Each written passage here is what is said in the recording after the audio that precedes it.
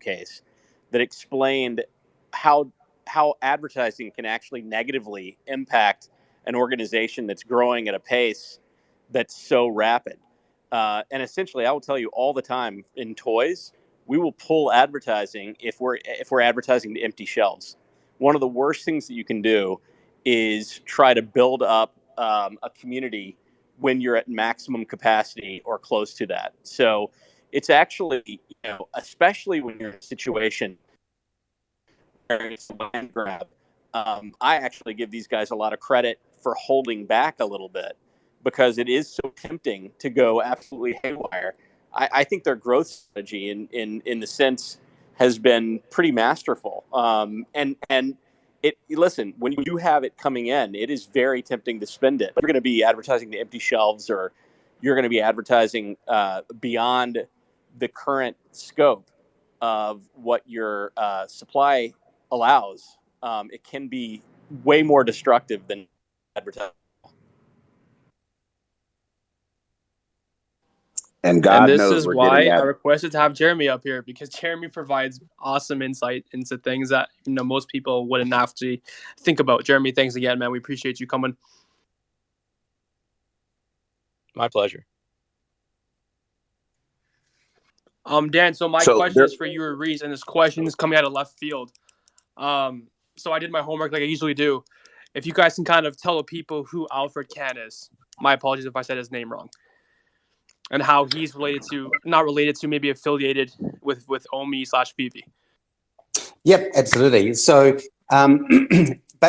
basically, Al and David have known each other for a very long time.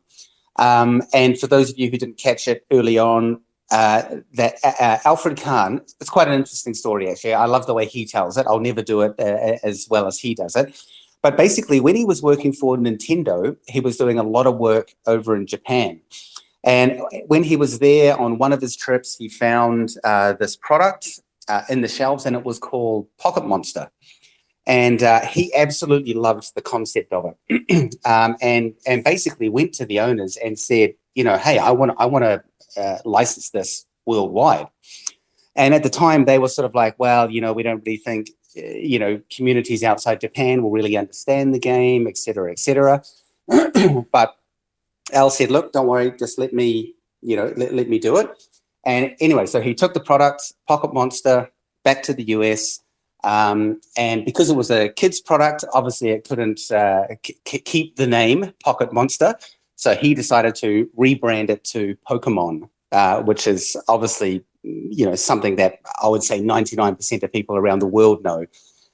Even to the point, he named all the characters, he commissioned the theme song, all the cartoons. And one of the other really interesting stories that he was telling me was that, when I grew up, and I think it's still the same today, there are kids' cartoons on very early in the morning, like, from 6 a.m. However, prior to Al, launching Pokemon, there were basically, he couldn't afford any slots, for TV. So and the only slot that was available was like 6 a.m. And then, after a month or so of running these shows, he was getting calls from the broadcasting companies saying, Al, we can't believe it, but there are record numbers of children, watching TV at 6 a.m. So as a quick side note, Al was also responsible for kicking off this early morning, children TV watching phenomena that's kind of happened around the world. So after he created Pokemon, he was obviously looking for distributors around the world. And one of the very first people to distribute Pokemon cards was David Yu, the co-founder and CEO of Veve. And it was through that meeting that David and Al obviously met and became good friends.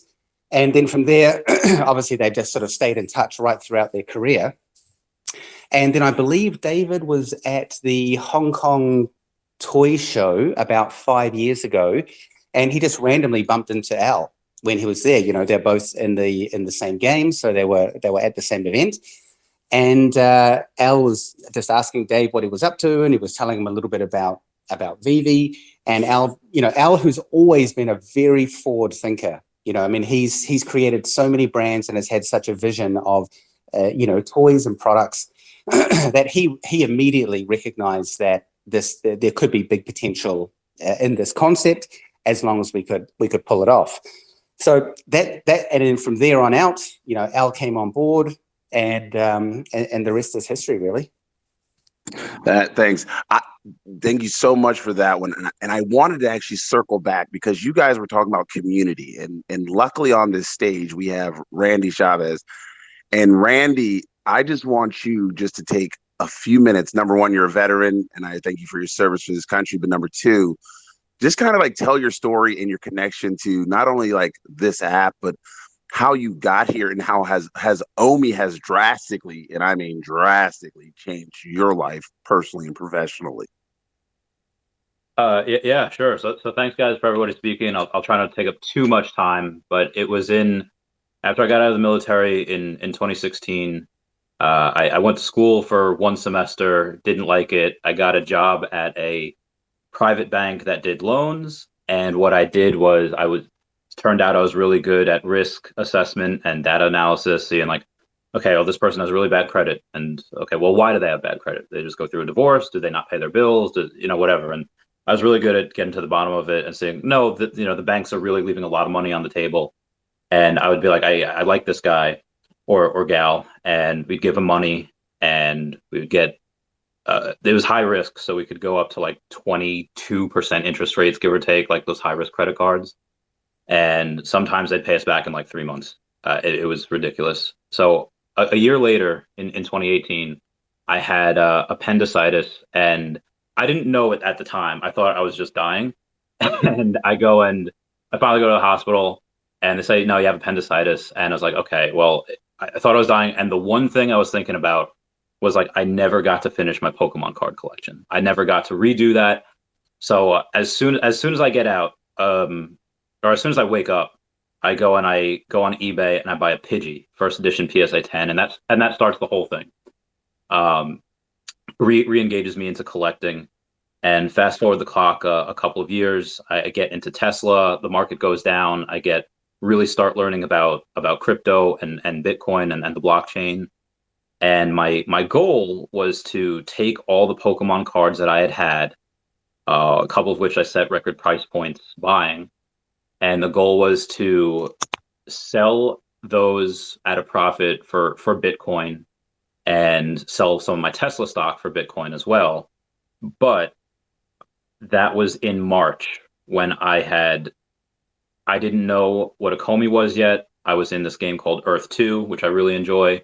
And I was looking for the crypto that Earth 2 was going to use. And it was supposed to be on the Go chain. It's not anymore. And I think, okay, well, I'm looking for something that is really, there's a lot of them. There's a lot of tokens, and they're not a lot of money. I was like, oh, this OMI coin looks interesting. And Earth 2 Mastery did a couple of videos on it. I was like, oh, this is good too. And then going back on their Twitter, on Akomi's Twitter, where they had back in 2018, they had mentioned that their head of licensing was Alfred R. Khan. I was like, oh, it is over. I immediately changed my position, and I was just like, all right, what I thought was wrong. Bitcoin is not going to, well, it is. It obviously clearly is. The all-time highs today and yesterday. It was definitely good move, but it would not have gone up nearly as much as how undervalued this was. And nobody was talking about this, even in the Pokemon space, where I'm pretty well known in, and I know other people that are well known that are buying these high-end cards. And I was like, oh my God, if he's in on this, there's a pretty good chance, obviously no confirmation, that not only do they have Pokemon, but a bunch of other things. And again, even if they don't, they have so many amazing licenses like Marvel, DC, which we didn't know about Marvel at the time. I just imagined that. So I was thinking, okay, well, I have a little money now that I'm selling everything, and I could upgrade to a better apartment, and I could upgrade to whatever, but I didn't.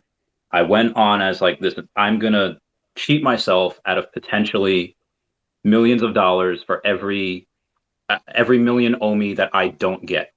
And that is doing a disservice to my future self, to the future philanthropic goals that I have.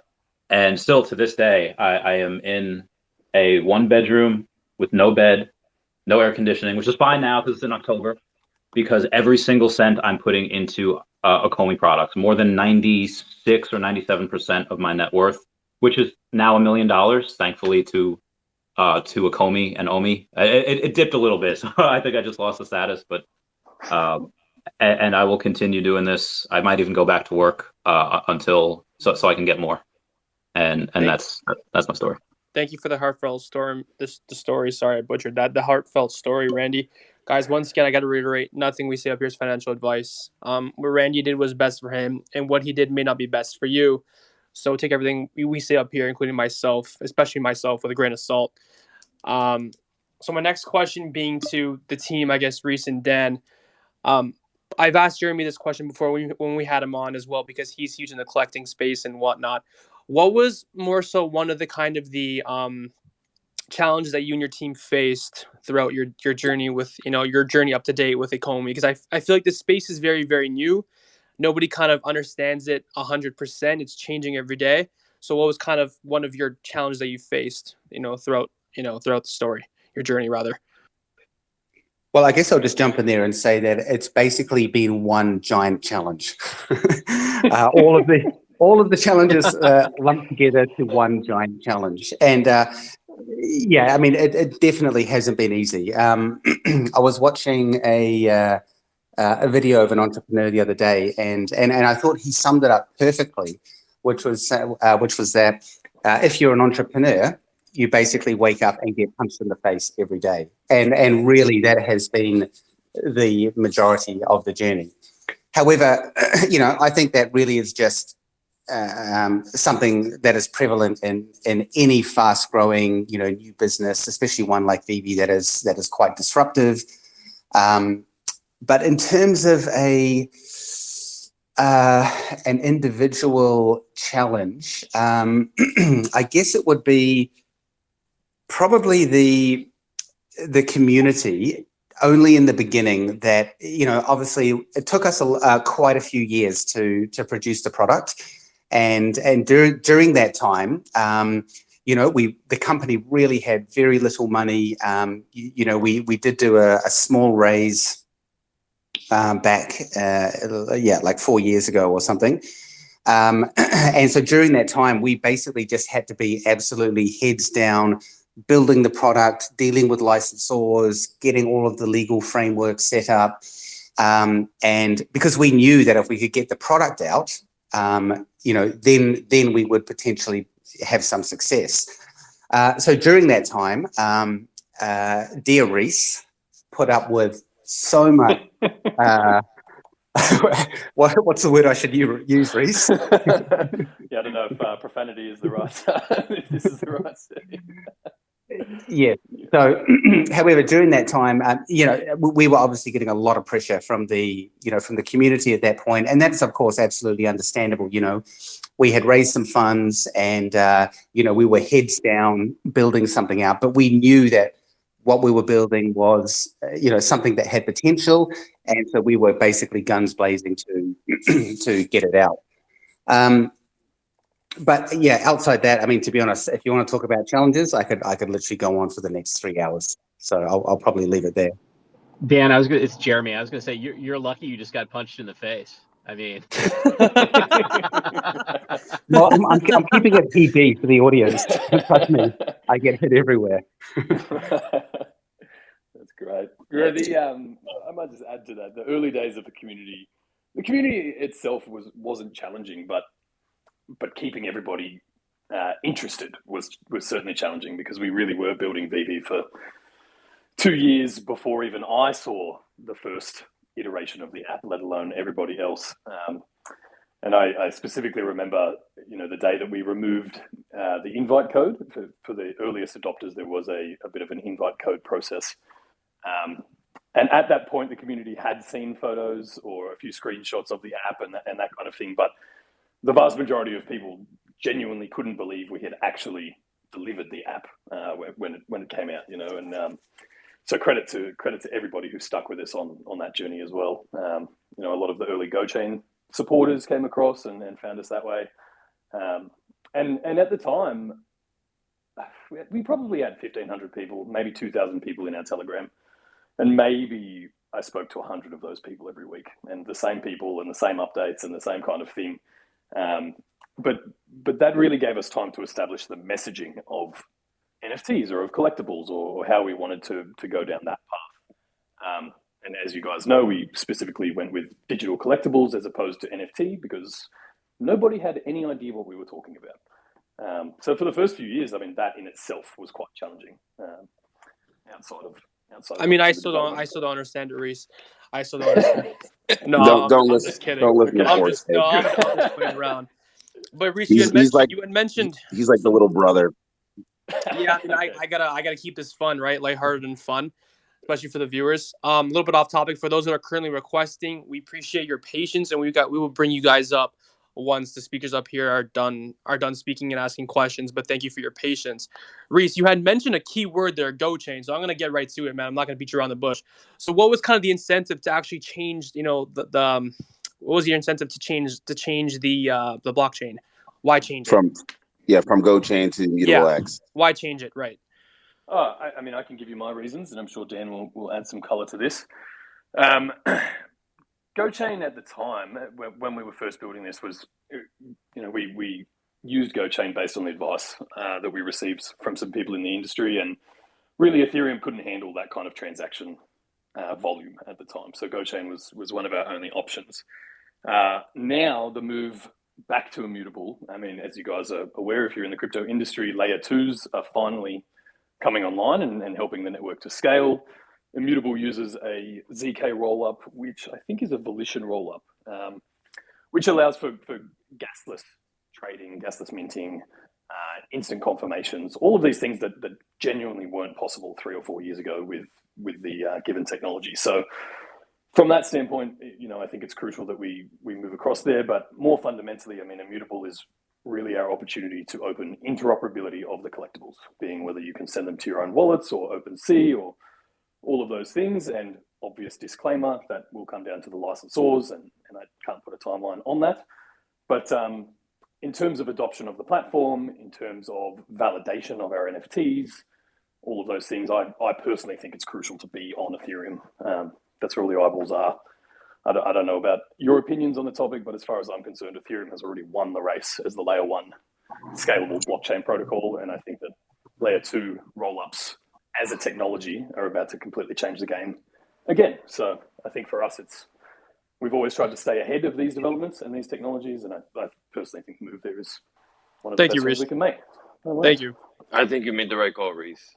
And Dan, you guys absolutely 100% made the right call, because when you have a product and the thing that I think that you guys did really smart was that people might not have been happy about in the beginning was the gem situation and not being able to bring the money out of the app. How are you supposed to go out and get an Alfred Kahn when you have money coming in and out and you're not really able to get a good grasp or a forecast as to, can we actually pay this individual that we really need, that we know and feel is going to be able to take this thing to the next level, right? So I think you guys did a perfect job, and this is just a continuation of that exact thing. So kudos to you guys. But to be clear, Thank you. I was going to say, to be clear, Alfred's not hurting. He has a Pokemon card that definitely could pay his land bill. He's probably got a few. More than likely. I was talking about Alfred helping these guys. I wasn't talking about them helping Alfred. It's a little I'm sure